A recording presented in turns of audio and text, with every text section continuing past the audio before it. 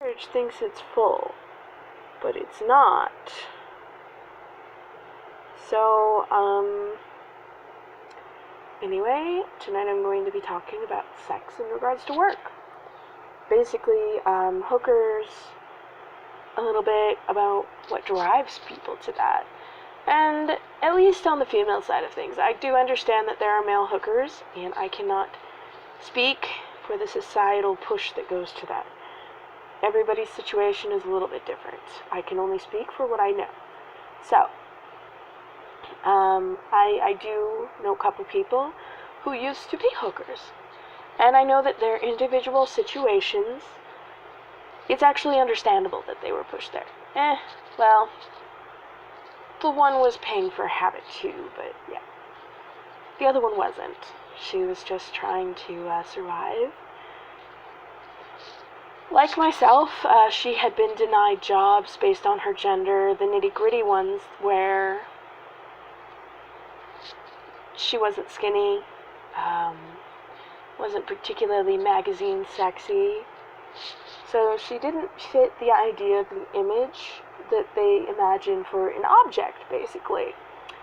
They were objectifying the women that they hired by doing this, but they were also objectifying the women that they didn't hire for setting this as the standard. The men did not have such a standard. They could be fat, thin, skinny, muscular, it didn't matter. But the women, they set this stupid standard for. And you could see it quite obviously in who they hired and who they didn't, even though they were ignoring merit whenever they did this. Merit, people who actually qualified for these jobs, weren't getting hired. Because as long as you fit the image of what the men in the company found attractive, they didn't care. How different would it be? How many men would cry cougar if a bunch of women got together and decided you could only work for this company if they found you attractive? They would cry inequality just as quickly, but they say that we're unreasonable for it.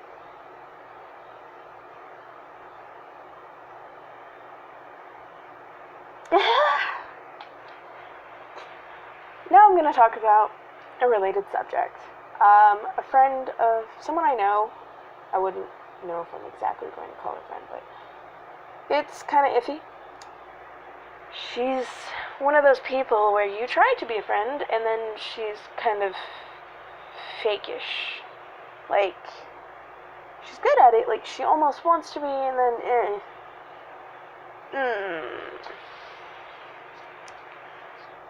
No.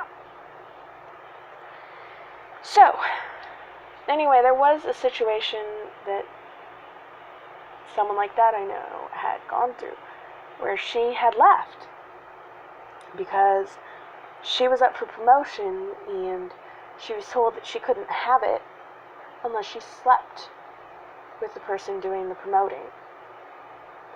And that if she didn't sleep with them, they would give it to somebody else who would. And that's what happened.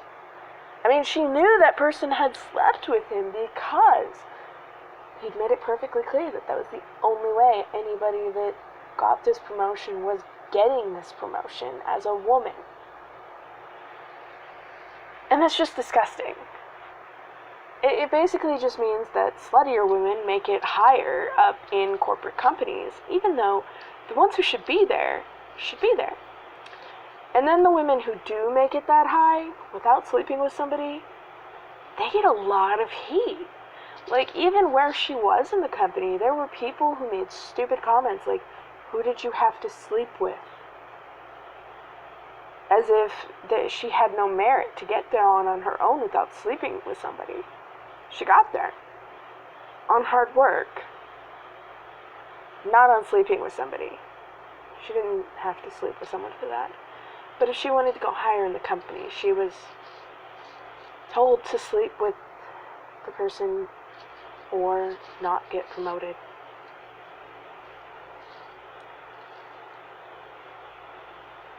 And I think that that person was absolute scum for doing that. And that happens a lot. I've been denied sign holding jobs. Not even because I'm fat. But because I'm a woman. It's always the excuse. Or, oh, we'll call you, but then they don't. And then you watch them. You can, if you stick around, a guy comes in for that same job, and they'll hire him. Even if he's not one of the regulars. If he gets there before somebody else, they'll hire him. But they won't hire you. Because you have boobs. And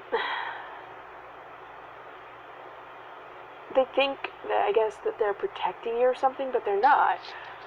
A lot of women end up doing unsavory jobs because that they don't really want to do.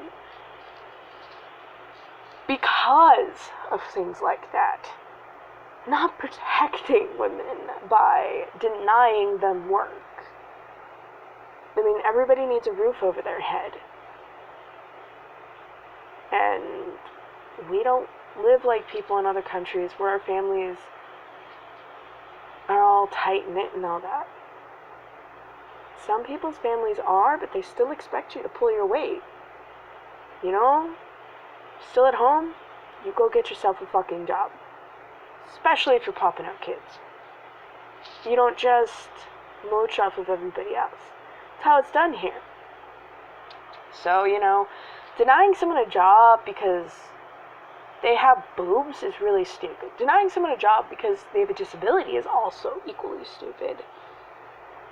Even for things that aren't considered disabilities. Like, there was this one job I applied for that said that if you were colorblind or couldn't lift 50 pounds, you need not apply. And then it tried to use the fact that the tabs with the numbers on them for, like, each room were color, not metallic. So they wanted you to be able to see that. And they wanted you to use a very specific system that used color. It also had numbers and words, but it had color tabs. That's not an excuse. It's not even a reason. That is just someone discriminating against people who are colorblind. You see that a lot out here because it's one of those states where they can basically fire you and not give an explanation.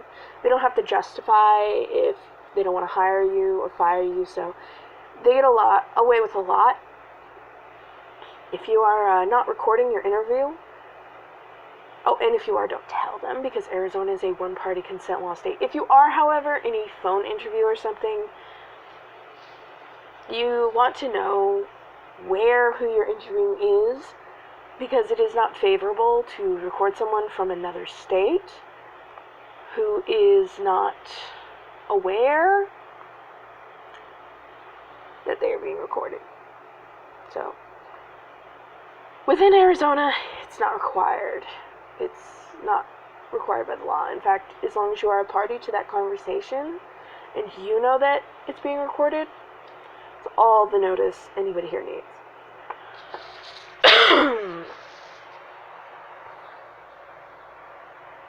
It's not just phone recording, but also in person. So basically, nobody can just set up a camera in somewhere without, like, informing people. You know, like having a sign or something, surveillance. Because that's considered informing them. But you can't just secretly do so and then record everybody's conversations and shit.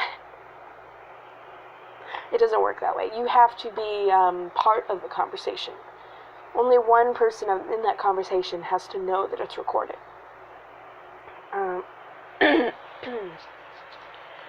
Two-party consent law states mean that everybody involved has to know. You have to just come straight up and say, this is being recorded. And that's it. They just have to know.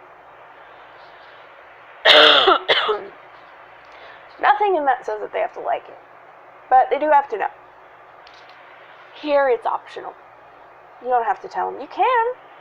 I mean, there's nothing in the law that says you can't. But you don't have to. Because Arizona's a one-party consent law state. Anyway, so, if you run into these situations on a regular basis because you just have one of those faces, or a particularly large pair of boobs, and, people keep on hassling you, maybe you should record those meetings. Just saying, because they're really crap. I actually got less crap whenever I stopped wearing a bra. My clothing is thick enough that it's not illicit or anything. I mean, they actually got healthier too. They're not saggy. And my boobs are huge, so they should be saggy. But they're not.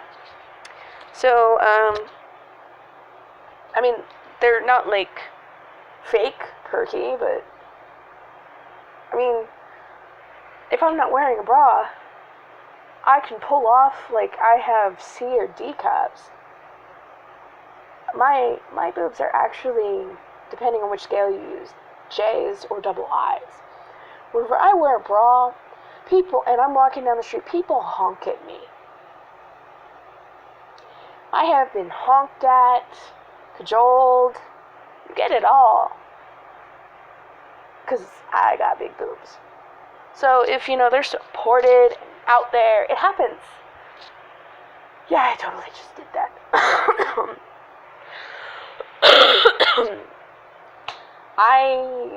And it's not even bras for my size are incredibly supportive anyway. They kind of suck.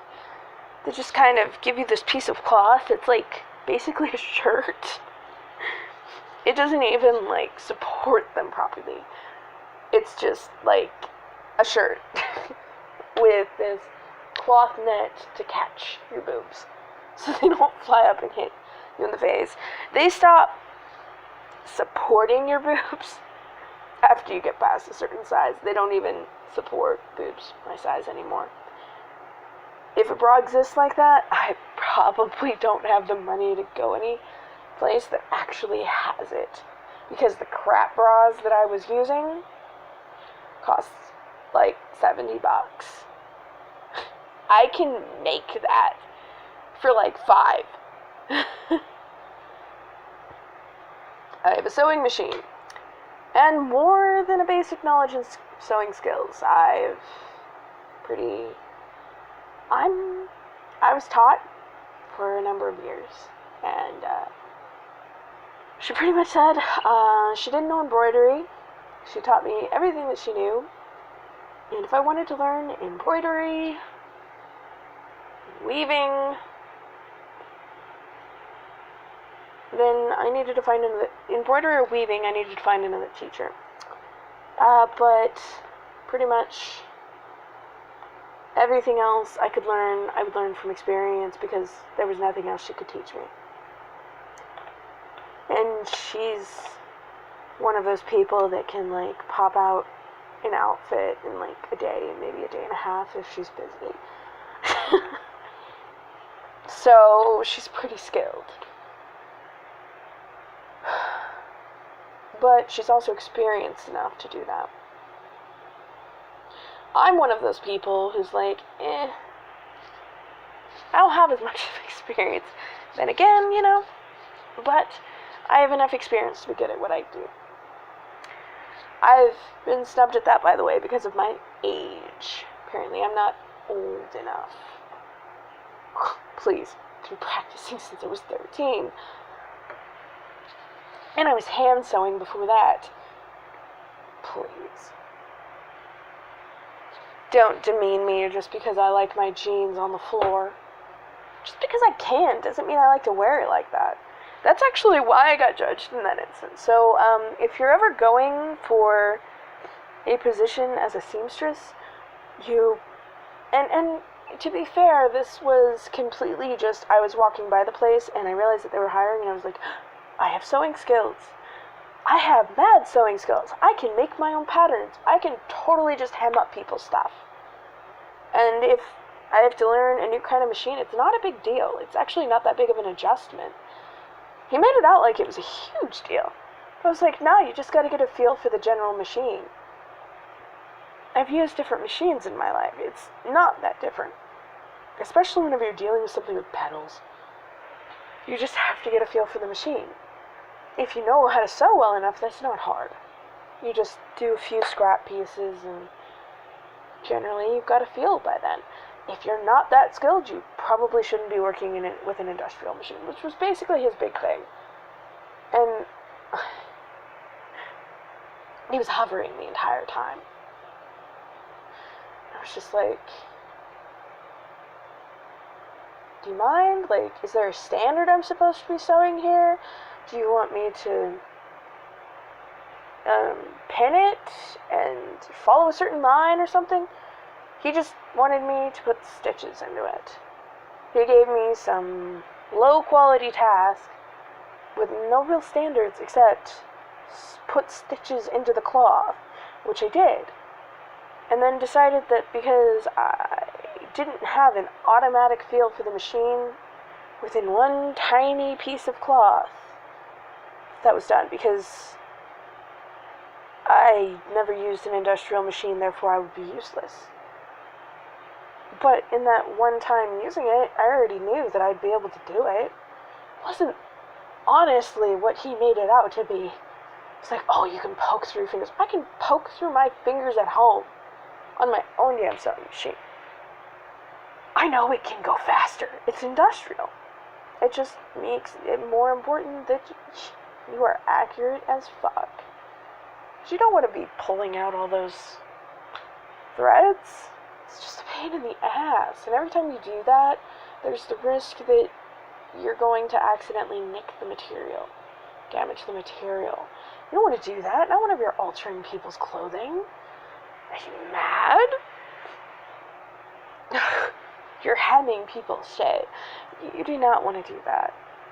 And I never went back. And I can alter my own damn clothing, so I don't need anybody else to alter it for me, so you don't need to go back for that. And I'm not usually in that side of town anyway. I was up there for something else, and it was a straight shot bus ride, so I figured I'd go for it. They had a for hiring sign. I decided to try. Figured I have the skills,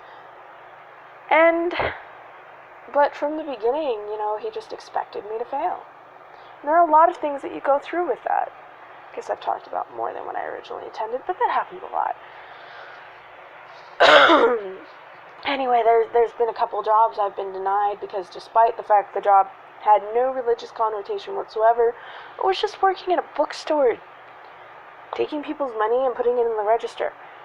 It was just jobs that had nothing to do with you needing anything to do with religion. And they would require you to have, referrals from a pastor to work there. And I was like, what? That's discrimination, by the way. You're not allowed to do that.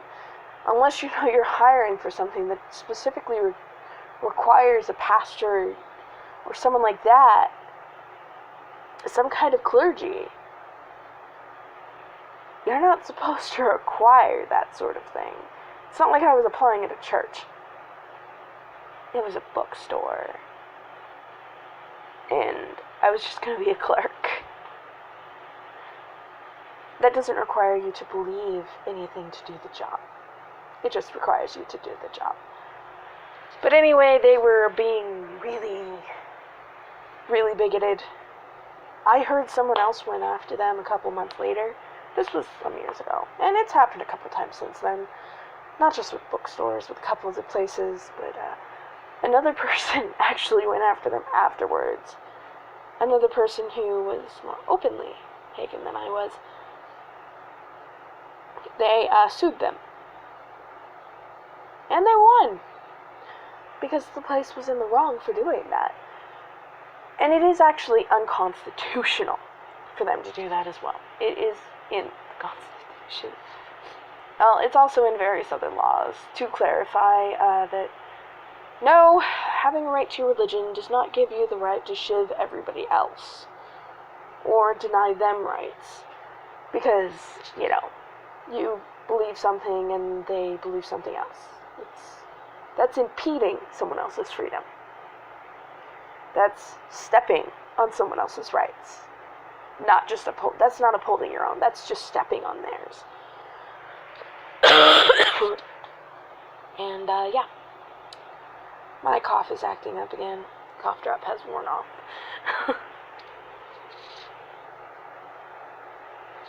At least I'm at the point it actually helps.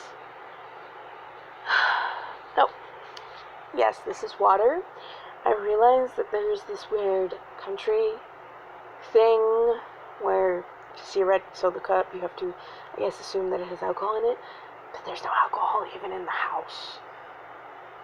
I mean, we had a couple wine coolers like a few days ago, but there were only 2 of them and 2 of us. And we don't drink very often. Jean had only gotten them because of the neighbors' threats and stuff, and we planned to have a night of, after Chris went to bed, of just drinking a wine cooler and chilling, talking. It's not enough to get anybody drunk, but, you know.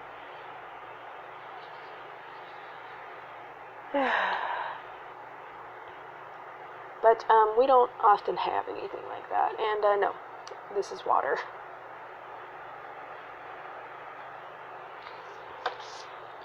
I just wanted to clarify so nobody thought I was over here drinking beer or something. Not that there's anything wrong with that, but I don't know. It's like you get judged more harshly if you have any sort of diagnosis or you're not Christian. And I fit both of those, so I feel like I have to explain that. Because I've actually had to explain that before.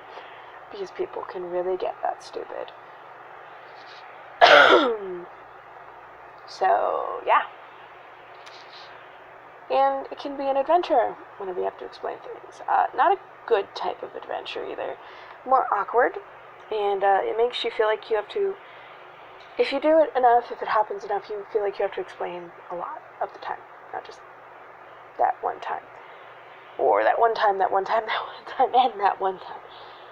It makes you really self-conscious if people are always expecting you to explain yourself. Or if you don't, they're like assuming a bunch of weird things without asking. And then they act as if those things are somehow unanimously true with no evidence whatsoever. So, yeah.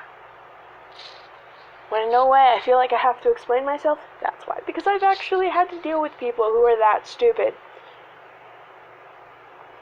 Usually in some kind of authoritative position where they feel like they are an authority and you're just supposed to listen to them. Which isn't actually how it's supposed to work as adults with people in that sort of position, but